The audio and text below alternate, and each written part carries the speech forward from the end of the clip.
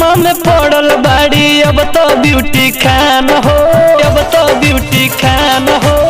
सदमा में पड़ल बाड़ी अब तो ब्यूटी खान हो, अरे अब तो ब्यूटी खान हो।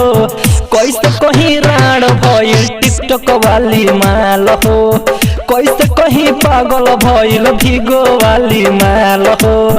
सदमा में पड़ल बाड़ी अब तो ब्यूटी खान हो, अब तो ब्यूटी खान हो।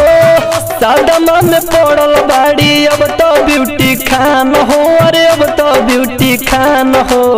कैसे कहीं राण भइल टिकटॉक वाली माल हो, कैसे कहीं पागल भइल भिगो वाली माल हो। भिगो वाली माल हो। राम परवेश, राम परवेश, राम परवेश। गोपालगंज, गोपालगंज,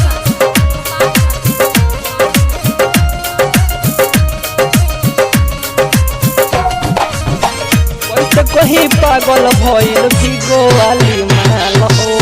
कैसे के चलिया रोयब तो डरामा, इनकर जवानी लागे होई पंचनामा, इनकर जवानी लागे होई पंचनामा।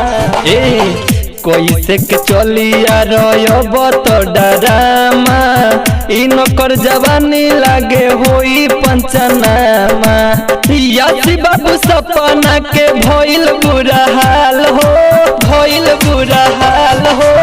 सोनम शर्मा के भइल बुरा हाल हो, अरे भइल बुरा हाल हो। कैसे कहीं पागल भइल टिकटॉक वाली माल हो, कैसे कहीं पागल भइल भिगो वाली माल हो। का नाम बा तोहार, का नाम बा तोहार? भिगो वाली माल हो। Ram Parvesh, Ram Parvesh, Ram Parvesh. Gopalganj, mix by Jyoti recording studio. भिगो वाली माल हो।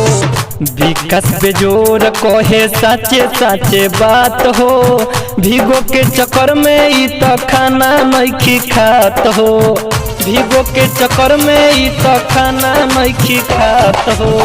विकास बेजोर कहे साचे साचे बात हो, भिगो के चक्कर में ई तो खाना नहीं खात हो। जमाल राजन रंजित बात लिहले मान हो, बात लिहले मान हो।